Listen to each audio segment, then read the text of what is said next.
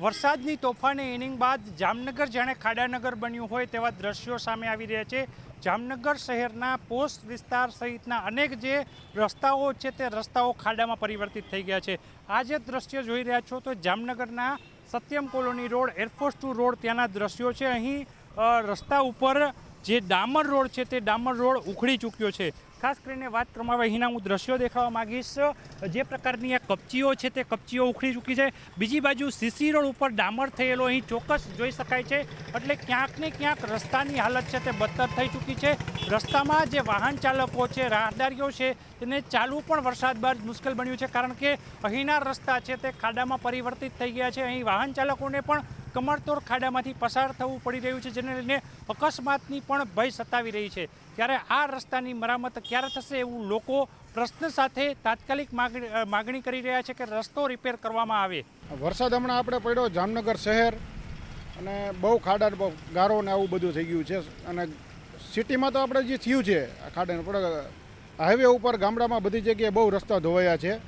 અને આમાં શું છે, કૌભાંડ છે કે શું છે? આપણે આ બધું કે રસ્તા હજી કરતા નથી, કરવાનું એમ કહે છે કે અમે તાત્કાલિક ધોરણે સરકાર એમ કહે છે કરી છે, પણ આમાં કોઈ વસ્તુ થઈ નથી એમ કે હા વાહન લઈને નીકળવું પણ બહુ તકલીફ પડે છે અને કમરતોડ ખાડા છે એમ બહુ નુકસાની, આમાં વાહનમાં પણ એટલી બધી નુકસાની થઈ છે એમ।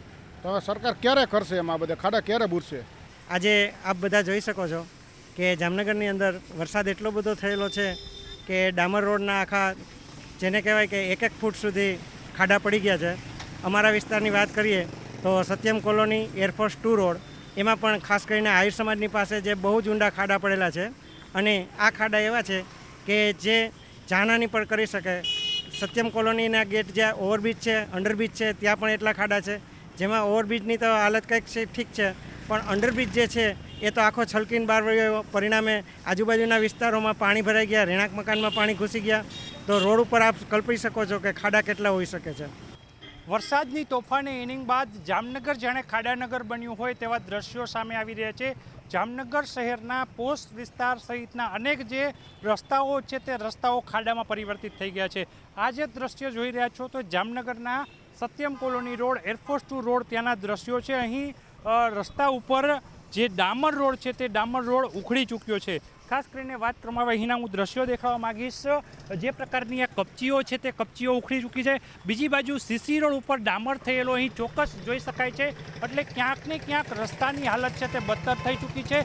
રસ્તામાં જે વાહન ચાલકો છે, રાહદારીઓ છે, તેને ચાલવું પણ વરસાદ બાદ મુશ્કેલ બન્યું છે, કારણ કે અહીંના રસ્તા છે તે ખાડામાં પરિવર્તિત થઈ ગયા છે। અહીં વાહન ચાલકોને પણ કમરતોડ ખાડામાંથી પસાર થવું પડી રહ્યું છે, જેને લઈને અકસ્માતની પણ ભય સતાવી રહી છે। ત્યારે આ રસ્તાની મરામત ક્યારે થશે એવું લોકો પ્રશ્ન સાથે તાત્કાલિક માગણી કરી રહ્યા છે કે રસ્તો રિપેર કરવામાં આવે। વરસાદ હમણાં આપણે પડ્યો જામનગર શહેર અને બહુ ખાડા ગારો ને આવું બધું થઈ ગયું છે। અને સિટીમાં તો આપણે જે થયું છે આ ખાડા પણ હાઈવે ઉપર ગામડામાં બધી જગ્યાએ બહુ રસ્તા ધોવાયા છે। અને આમાં શું છે, કૌભાંડ છે કે શું છે? આપણે આ બધું કે રસ્તા હજી કરતા નથી, કરવાનું એમ કહે છે કે અમે તાત્કાલિક ધોરણે સરકાર એમ કહે છે કરી છે, પણ આમાં કોઈ વસ્તુ થઈ નથી એમ કે હા વાહન લઈને નીકળવું પણ બહુ તકલીફ પડે છે અને કમરતોડ ખાડા છે એમ બહુ નુકસાની, આમાં વાહનમાં પણ એટલી બધી નુકસાની થઈ છે એમ। તો હવે સરકાર ક્યારે કરશે એમ, આ બધા ખાડા ક્યારે બૂરશે? આજે આપ બધા જોઈ શકો છો કે જામનગરની અંદર વરસાદ એટલો બધો થયેલો છે કે ડામર રોડના આખા જેને કહેવાય કે 1-1 ફૂટ સુધી ખાડા પડી ગયા છે।